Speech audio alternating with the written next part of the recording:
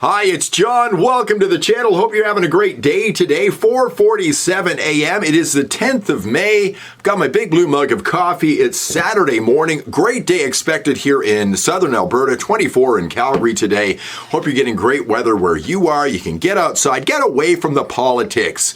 I'm just a guy in my basement with my big blue mug of coffee who keeps an eye on things generally through the day.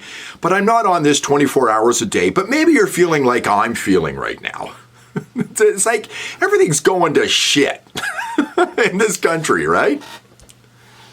It's like one bad thing after another. And it's funny, a bunch of these things have popped up after the election.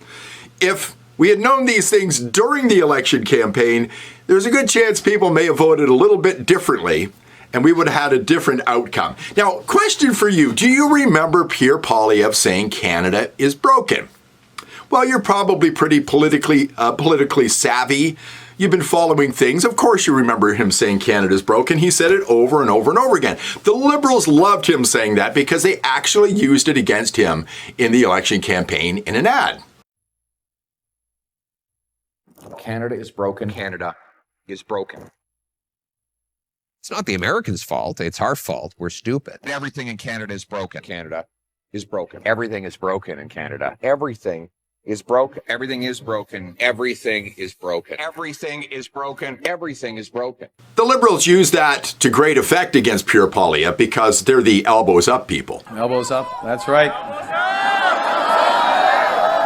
Poilievre had a list of things during the election to point out how broken Canada actually is. The question you have to ask is, after a decade of Liberal promises, can you afford food? Is your housing more affordable than it used to be? What is your cost of living like compared to what it was a decade ago? Poilievre's laundry list of things that were broken while we were in the election campaign, but over the last 24 to 36 hours, we've heard that unemployment is on the rise here in Canada. Brian Lilly from the Toronto Sun. We have to acknowledge that the Canadian economy has been weakening for some time. The jobs report that came out Friday showed an unemployment rate of 6.9%. That's up from 6.7% last month. Compare that to a year ago, though, we were at 6.1%. April of 2023, we were at 5%. We've been facing a weakening economy for some time. The numbers there show you that things were getting really bad before Donald Trump and his tariffs. Of course, you were told by the Prime Minister of the country that everything was just fine here in Canada. We're actually doing a lot better than the United States of America. Our economy is stronger than the American economy. Everything is broken in Canada. Carney was lying to people during the election campaign to get elected. We're politically savvy. We've seen this graph on the screen so many times. We're not doing well here in Canada. Meanwhile, we've got the head of the Bank of Canada, Tiff Macklem, coming out. Yeah, Trump's tariffs are having an effect on Canada for sure. U.S. trade policy has taken a dramatic protectionist shift. Tariffs and uncertainty have sharply reduced prospects for global economic growth, and financial markets have been rocked by chaotic policy announcements and reversals. But we all know that we wouldn't have this weak hand with the United States of America and Donald Trump if it wasn't for 10 years of mismanagement by the Liberal Party of Canada.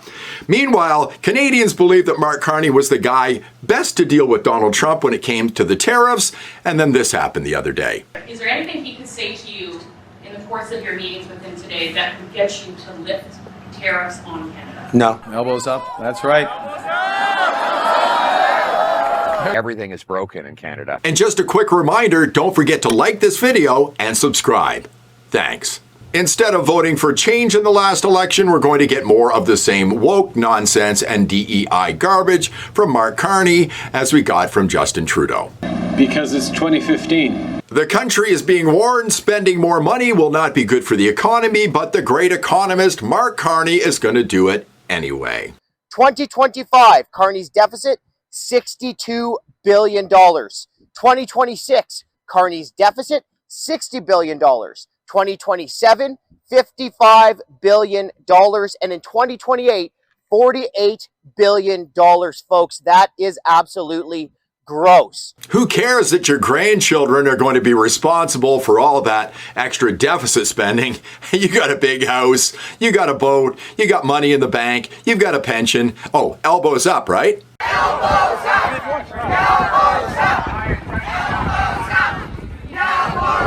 Everything is broken in Canada. It's not just the economy that proves that Canada is broken. We now have 1, 2, 3 provinces that are talking about separation. A recent poll by the Environics Institute found that 53% of Saskatchewan residents agree with the statement, Western Canada gets so few benefits from being part of Canada that it might as well go it on its own. However, if there is a successful citizen-led referendum petition that is able to gather the requisite number of signatures requesting such a question to be put on a referendum, our government will respect the democratic process and include that question on the 2026 provincial referendum ballot as well. But it's theirs to decide if they want to vindicate the right to self-determination. I would never interfere in that. It belongs to them. I would like us to be the first.